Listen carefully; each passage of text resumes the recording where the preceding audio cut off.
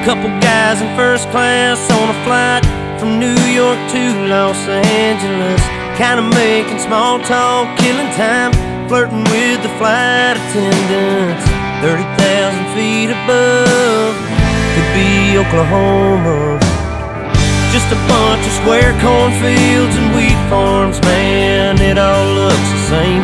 Miles and miles of back roads and highways connecting little towns with funny names. Who'd wanna live down there in the middle of nowhere?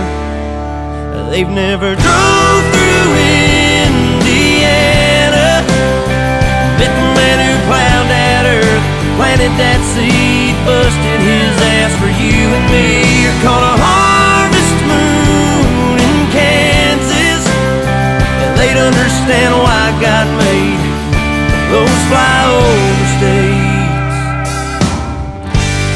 That mile-long Santa Fe freight train engineer seen it all, just like that flatbed cowboy stacking U.S. steel on a 3-day haul. Roads and rails under their feet, yeah, that sounds like a first-class seat on the plains of Oklahoma, with a windshield sunset in your eyes, like a watercolor painted sky. You think heaven's doors have opened, you'll understand why God made those flyover states.